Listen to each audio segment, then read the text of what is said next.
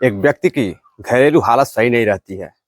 वह कमाने के लिए अनजान शहर मुंबई जाता है और जब लौट कर वह वापस आता है, आते ही उसका कत्ल कर दिया जाता है। और जब कत्ल की हकीकत सामने आती है तो वाकई में हकीकत हैरान करने वाली थी। नमस्कार, प्रणाम, मैं विशु राय। आप देख रहे हैं इंडिया क्राइम दस्तक।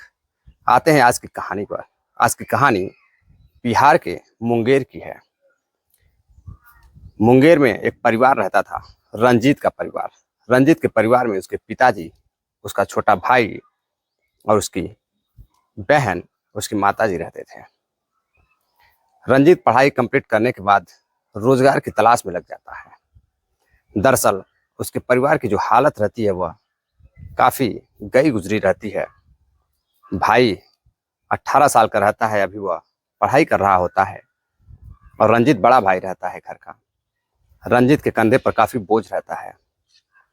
बोझ और भी बढ़ जाता है जब उसके पिताजी रंजीत की शादी एक मीना नाम की लड़की से कर देते हैं।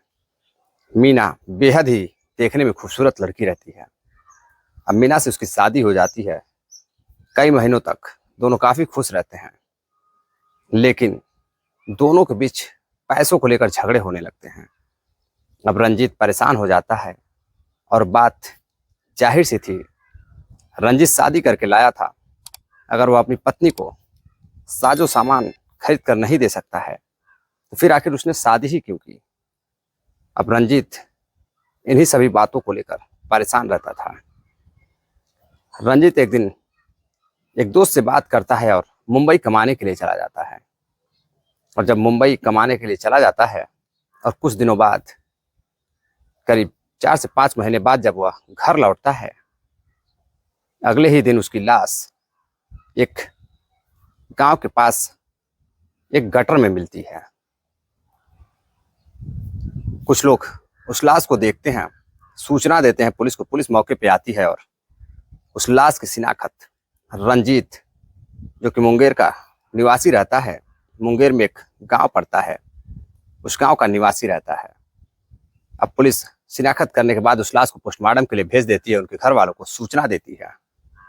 माता पिता, बहन भाई, सबका रो रो कर बुरा हाल था।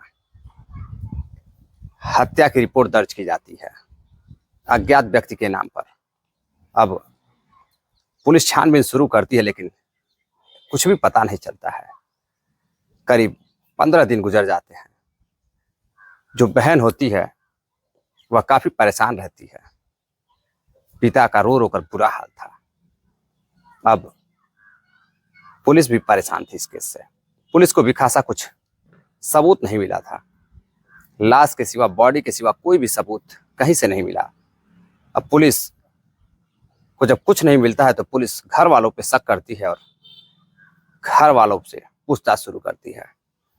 घर वालों से पूछताछ होती है तो उनके पिता बताते हैं कि इसकी किसी से दुश्मनी नहीं थी, काफी अच्छा लड़का था, हो सकता है कि इसके दोस्तों ने ऐसा किया हो। अब पुलिस पिताजी के कहने पर दोस्तों की पूछताछ शुरू करती है। दोस्तों से पूछताछ शुरू करती है तो दोस्त बताते हैं कि वह अभी कल ही तो आया था, सुबह में वह घर पहुंचा था और शाम को करीब 7 से 8 बजे वह घर से निकलता है और उसकी हत्या कर दी जाती है। सुबह उसकी लाश मिलती है। साहब, मुझे उसके बारे में इतना कुछ पता नहीं है, अभी तो हम लोगों की उसकी अच्छे से मुलाकात भी नहीं हुई थी। अब पुलिस जांच पड़ताल में जुट जाती है।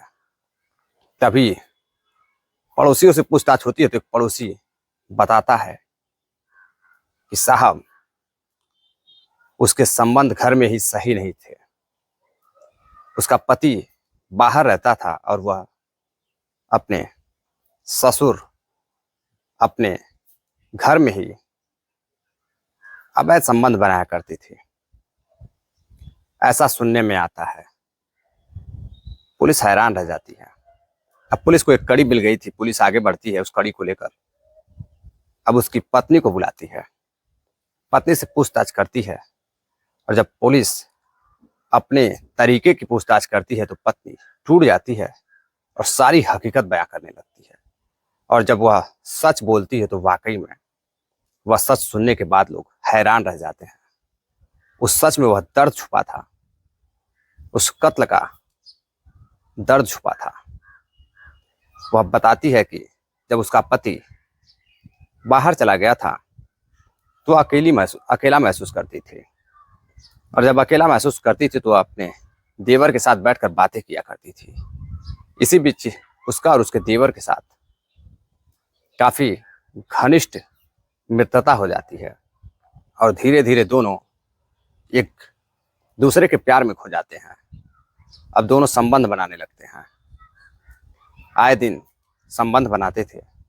एक दिन घर में वह संबंध बना रहे थे, तभी ससुर खिड़कियों के पास जाता है। उसे कुछ शक होता है तो वह खिड़कियों के पास कुछ दरारें रहती हैं, उसे देखता है तो उसकी बहू बेड के नीचे बिस्तर लगाकर उस पर सोई हुई है, और ऊपर से उसका बेटा, छोटा बेटा यानी कि रंजीत का छोटा भाई, उसके ऊपर सोया हुआ था।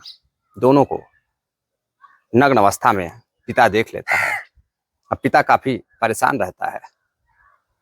जब वह बाहर निकलते हैं तो पिता अपने बेटे को डांटता है, बहू को डांटता है, और बड़े बेटे को बताने की धमकी देता है। अब दोनों पिता का पैर पकड़ लेते हैं और माफी मांगने लगते हैं। खैर, पिता आखिरी और पहली गलती समझकर छोड़ देता है। लेकिन कुछ दिनों बाद जब घर पर कोई नहीं रहता है और जो बहू रहती है वह खाना बना रही होती है, तभी उसे कोई पीछे से पकड़ लेता है, और जब वह मुड़कर देखती है तो वह हैरान रह जाती है, सन्न रह जाती है। दरअसल वह कोई और नहीं, उसका ससुर रहता है। वह ससुर को देखते ही छुड़ाने की कोशिश करती है, और ससुर धमकियां देने लगता है, ब्लैकमेल करने लगता है कि अगर तुमने कुछ भी किसी से कहा तो मैं तुम्हारी सारी पोल तुम्हारे पति को, अपने बेटे को बता दूंगी, नहीं तो इसके बदले में तुम्हें मेरे साथ भी संबंध बनाना होगा। अब वह मजबूर हो जाती है और देवर के साथ साथ अपने ससुर के साथ भी संबंध बनाने लगती है। ऐसा कई महीनों तक चलता रहा, और जब उसको खबर मिलती है कि उसका पति घर आने वाला है तो वह परेशान हो जाती है। दरअसल उस बहू को अपने देवर से प्यार हो गया था, और देवर के चक्कर में वह ससुर से भी उसकी लत लग चुकी थी। अब वह दोनों में वह खुश रहने लगी थी। अब इसकी जानकारी जब उसके ससुर और उसके बेटों को होती है, यानी कि छोटे बेटे को होती है, रंजीत के छोटे भाई को होती है, तो वह दोनों घबरा जाते हैं। और जब वह रात में खाना खाकर सोता है तो ससुर, बहू और देवर मिलकर उसकी हत्या कर देते हैं।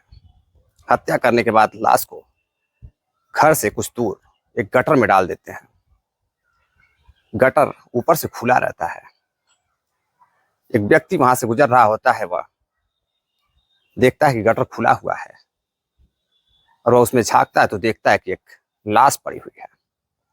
वह पुलिस को फोन करता है, पुलिस आती है और उसकी शिनाख्त करती है तो गांव के रंजीत के रूप में होती है। पुलिस कार्रवाई करते हुए उसकी पत्नी, उसके पिता और उसके छोटे भाई को पकड़कर धारा 302 के तहत और भी कई मुकदमे लगाकर उन्हें जेल भेज देती है। यह कत्ल सिर्फ रंजीत का नहीं हुआ था।